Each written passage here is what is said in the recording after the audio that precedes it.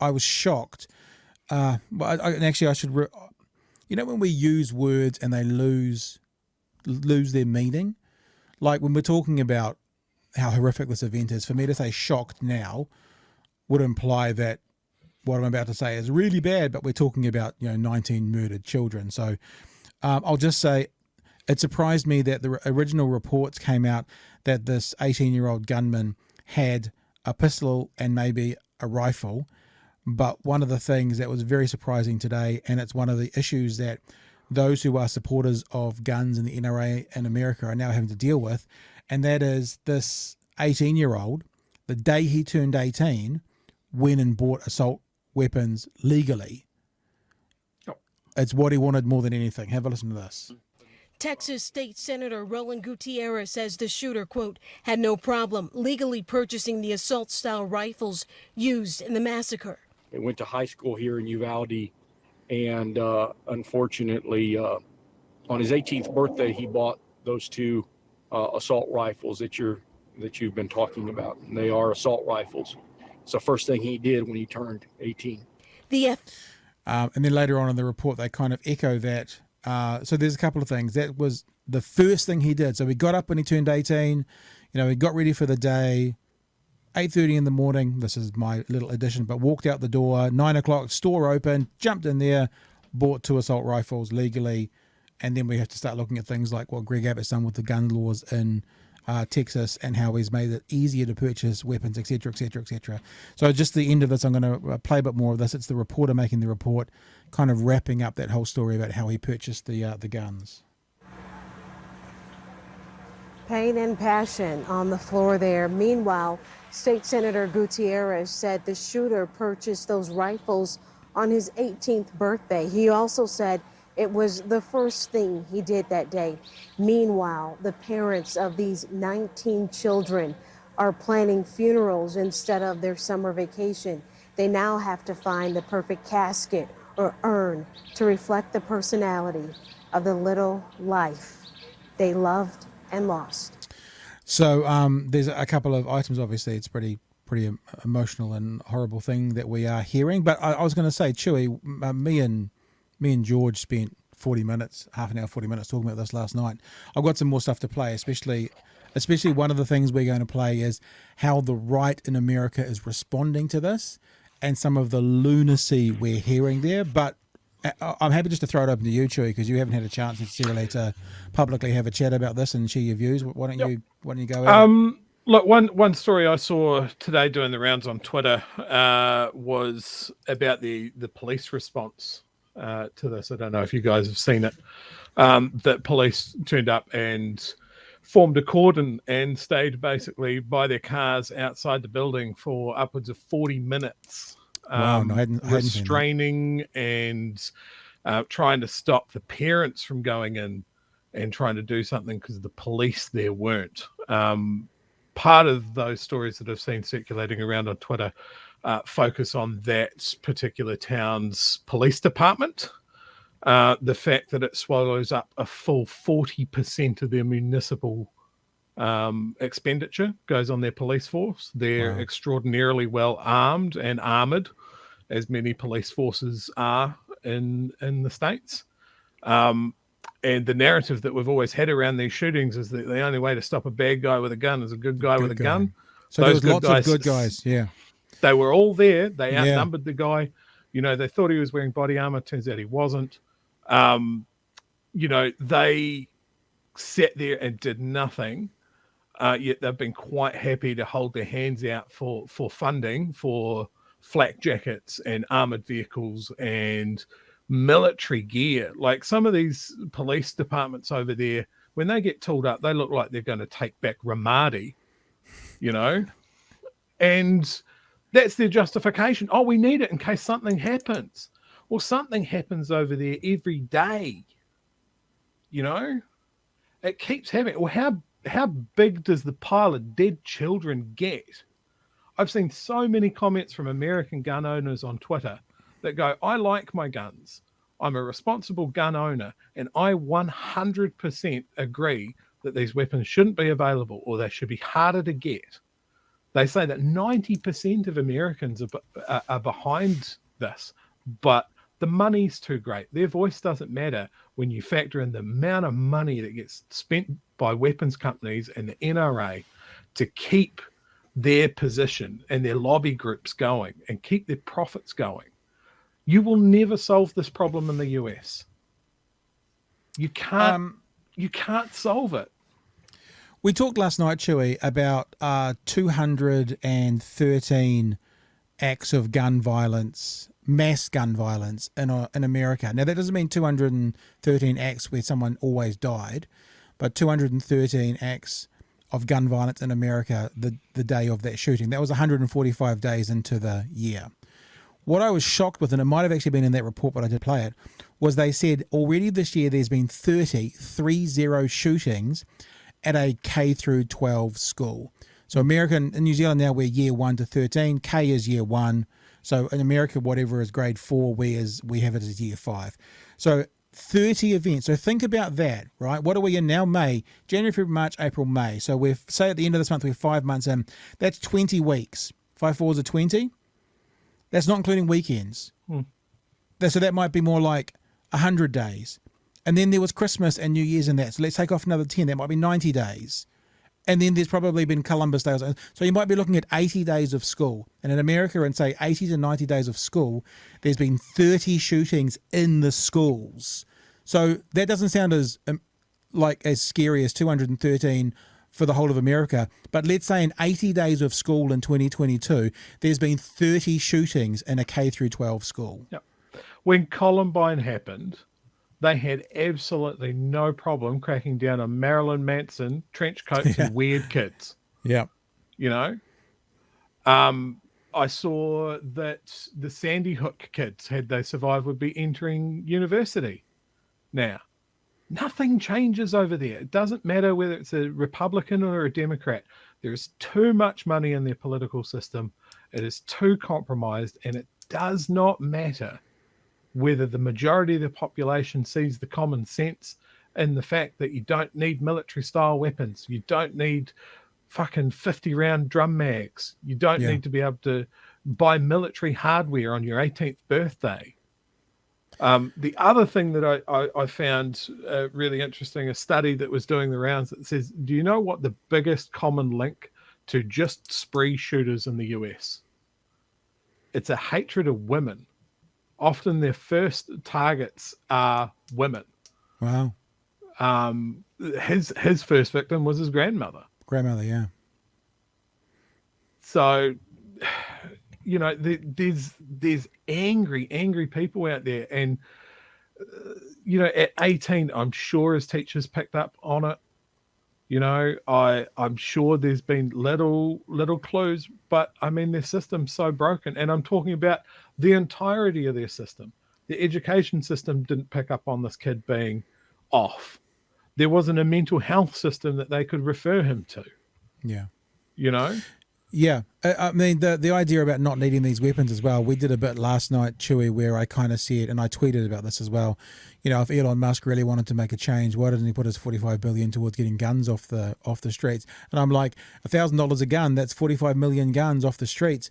I saw a piece today, actually it might have been in we're about to play a bit from Seth Meyers' show, and it may have been in here, I'm not going to play it, but they talked about, in California, they did a gun drive once for $50 petrol vouchers. And they ran out of $50 petrol vouchers in a couple of hours. And the people were saying things like, I don't think we should have these guns around. People were saying things like, I don't feel that I can lock it up securely enough. So I was like, $1,000 a gun, that'll get people $100 a gun with $45 million. That's 450 million guns, you know? And I'm not saying all the guns would go, but I'm like, imagine the difference that something like that could actually do, rather than, well, I want to be able to speak freely on Twitter, so I'm going to do this. Actually make a difference with a change. I mean, now, I'm not being naive. No one's suggesting he's going to do it. But these people who speak up and they say, we want to make a difference, we want to bring freedom for America, even though I'm South African, they probably could actually affect a change in an area like that with that money doing something else. Yeah, but they won't do it. No, none of these guys would. Like, him and Bezos have enough money to house every homeless people, feed every hungry person, and do something like get these guns off the street. We saw the same arguments here with our gun buyback program. Why would anyone take such a small amount for their gun? You know, these aren't even the bad people, but it's about removing. If you remove a great number of something, then its availability is lower. You know, you have less guns on the street for crime. You know, you make it harder for a kid to roll into a gun shop and walk out with an AR-15 on the same fucking day. Well, I mean, the thing about it is, like, and I'm using a silly example, but that's how we can show the extremes. If there were zero guns in a community, there can, by definition, be zero gun crime, right? If there are 300 to 400 million guns in a community, the chances of gun crime goes up. I guess what there should be is trying to find what is a reasonable and happy middle ground, if nothing else. I also wanted to play a bit. This is from Seth Meyers' comedy show, right? But I'm playing it because he did a compilation of, well, not him, but in his show, there was a compilation of what's being said at the moment by right-wingers about this solution. So think about this, right? Adults out there, parents out there, uncles and aunts out there.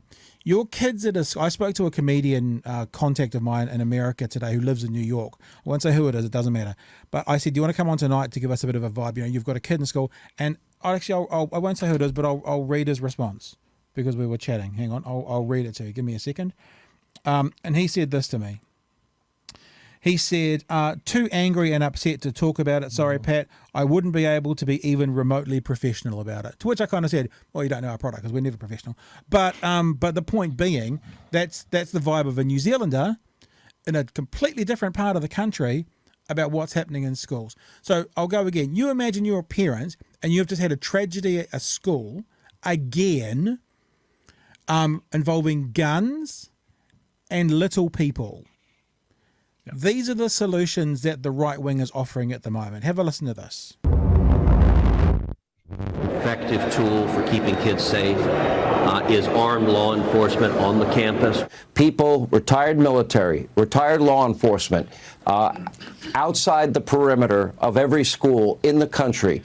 They can donate their time. We can offer them tax breaks, no income tax in the state, no income tax federally, 10 hours a week, and we could have every school in America covered. We have to harden these targets so no one can get in, ever, except through one entrance. What we need to do is utilize smart technology.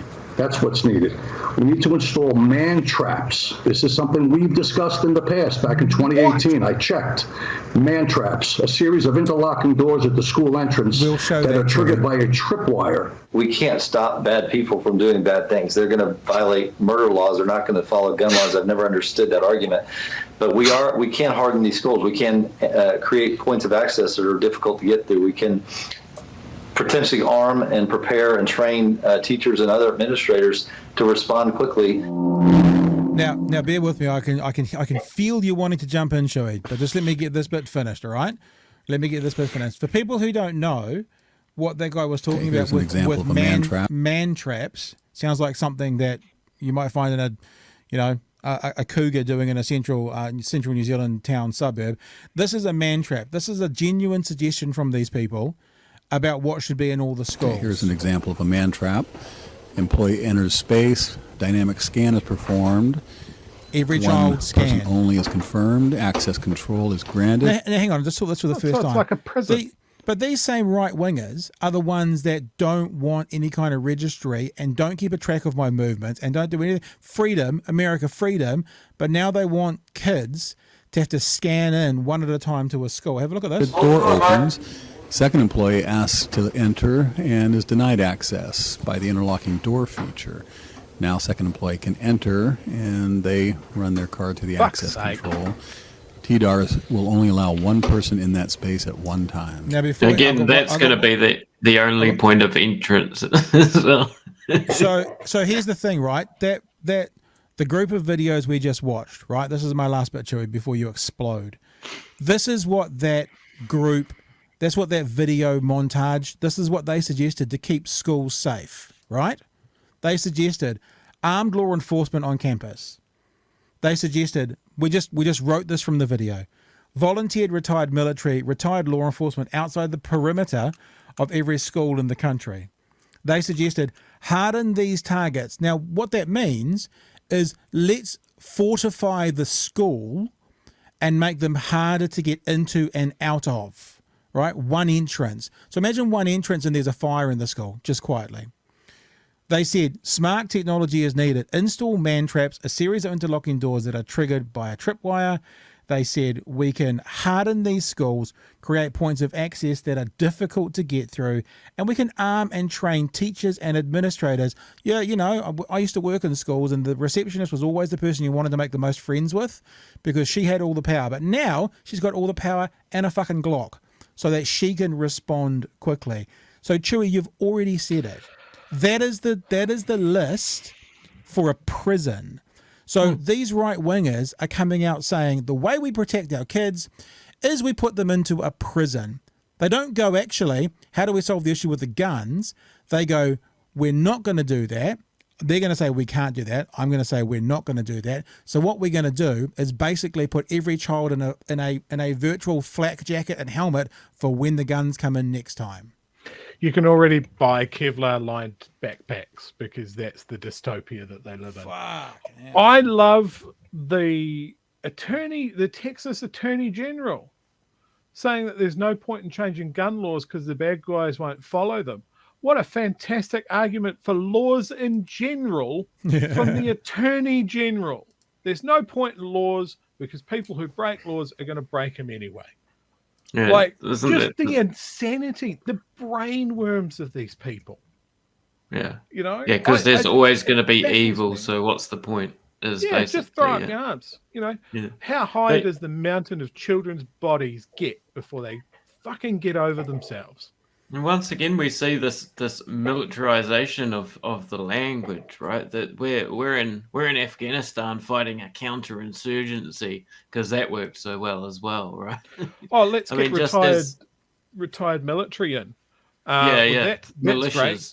That's considering awesome. the amount of PTSD and mental health issues that they have because they bring back their soldiers and don't deprogram them. That or their higher Blackwater. All of these mental ideas that are expensive, unproven, and just I just don't get it. Just like if you want a gun, go and get your license, register it, amend the Second Amendment, or just realize what it's actually there for. That's why it's called an amendment. So because it can be changed. You've already changed it once. Yeah. Yeah, and the King of England is not coming back to you. If he does, your AR-15 is not going to stop him.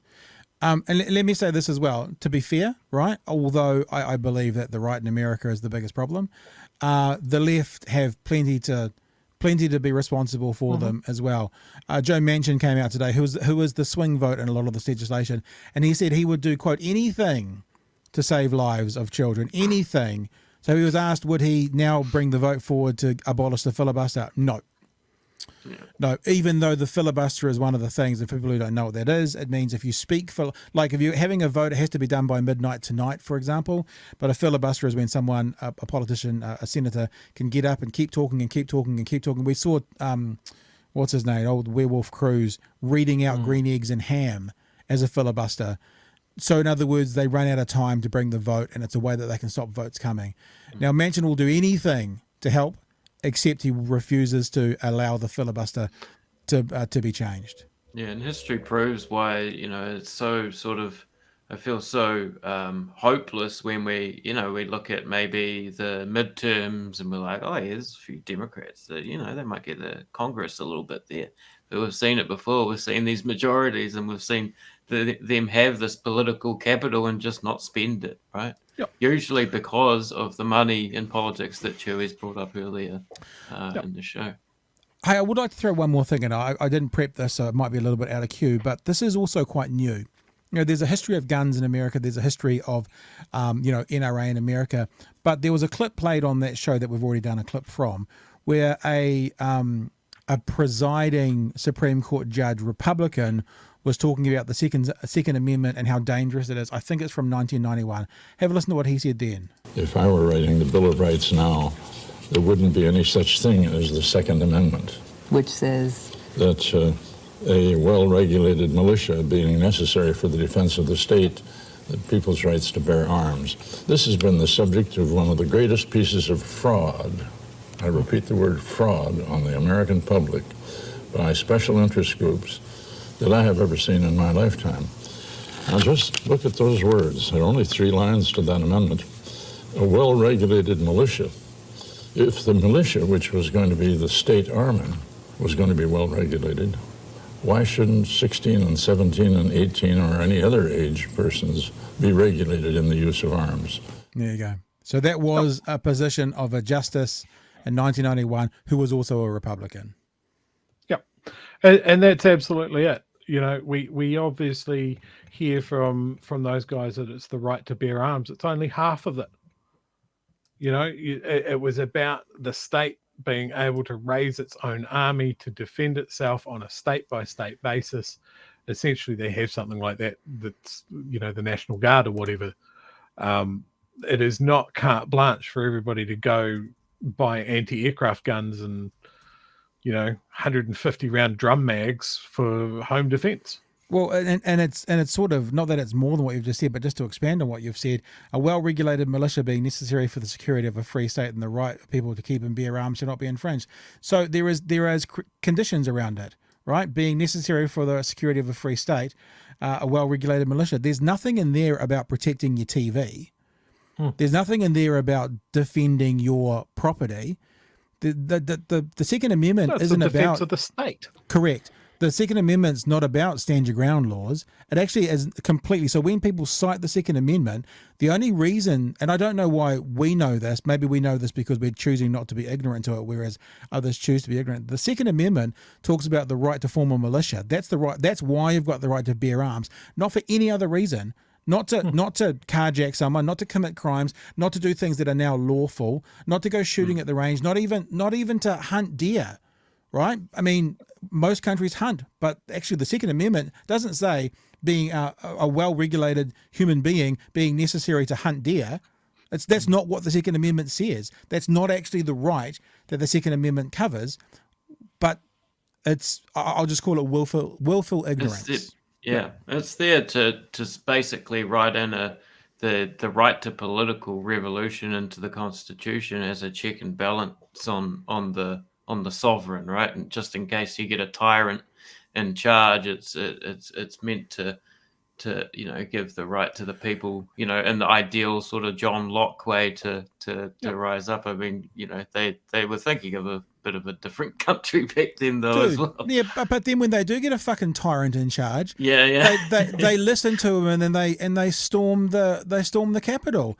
So the one time they get a tyrant that potentially, I'm not saying is worthy of uprising against them, but when they get an actual tyrant, they follow him and storm the Capitol.